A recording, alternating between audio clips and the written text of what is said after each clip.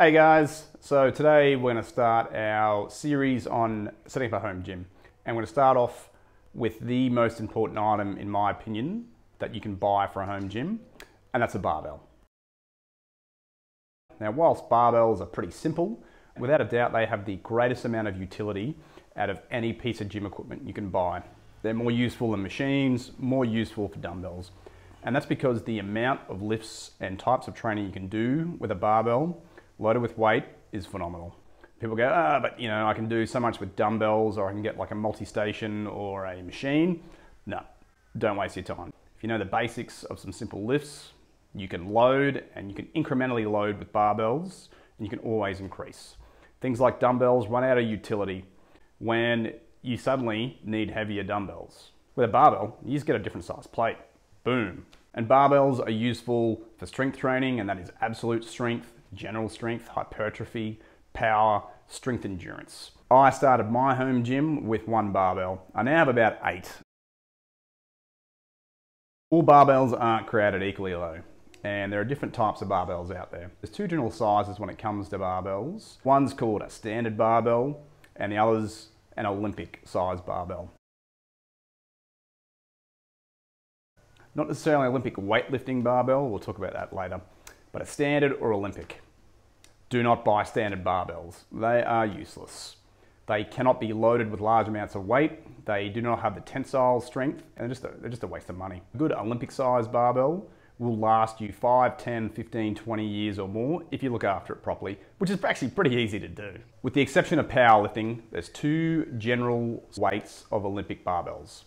A men's 20 kilogram barbell, which is 2.2 meters long, or a women's barbell, which is 15 kilograms, 2.1 meters long. Now there are different types of barbells apart from those 2, like specialty bars, technique bars, easy curl bars, shorter bars. Don't worry about any of that shit for now.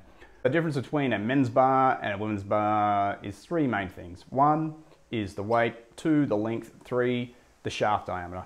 A men's bar will weigh 20 kilograms, will be 2.2 meters long, and will have between 28 and 29 millimeter shaft diameter, depending on the type of bar. A women's bar will be 15 kilograms, be 2.1 meters long, and have a shaft diameter of 25 millimeters. So 3 to 4 millimeters less. And that's because women generally will have smaller hands than men. Now, the reason why there's 2 different size barbells goes back to Olympic weightlifting. In powerlifting, there's only 1 bar, and that's the 20 kilogram bar. If you're into strength training, weightlifting, hypertrophy, or anything else, buy a bar that suits you. So if you're a guy, get a 20 kilogram bar to start off with. If you're a girl, a 15 kilogram bar to start off with. Now, if you're into powerlifting, just buy a 20 kilogram power bar. You can always buy more bars like I did afterwards. So with the exception of powerlifting, 2 general categories of bars, men's and women's. Now, depending on the type of bar as well, there'll be different knurling on different types of bar, and this is really important to factor in.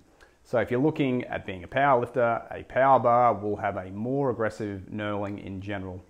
And there's also breaks in the knurling or notch marks, which are different to pretty much every other barbell. So a normal barbell will have the notches separated by 91 centimeters. This goes back to Olympic weightlifting, who use the barbell in competition, and it's an indication to work out where to put your grip in the snatch and the clean and jerk. It's just a reference point effectively. In powerlifting, it's slightly different. The notch marks aren't 91 centimeters apart, they're 81 centimeters apart, and this indicates the maximum grip width on a bench press, because powerlifting likes to be different. You'll also find some bars, especially bars that are made by companies that make them or sell them for CrossFit, will be dual marked. That is, they'll have both powerlifting and weightlifting notches, so you can easily work out where your grip should be depending on what lift you're doing. The price point, you're looking at spending roughly $300 for an entry-level barbell that you can actually use. The top end for barbells in Australia is about $2,000. Now, that might seem expensive, but think of it as a long-term investment. And if you look after your bar, you're not going to have it for 1 year or 5 years. You're going to have it for well over 10 years. Now, don't run out and buy some shitty, cheap chrome bar from your local sports distributor. They're generally not worth the money. It's better to go find a reputable distributor, most likely online, if you live in a capital city and have one locally, and buy from them direct. Now, who should you buy your barbells from? In my humble opinion, Australian Barbell Company, again faster, Alpha Fit, Rogue, as well as Iron Edge, and there's a few others, but those are pretty much the top.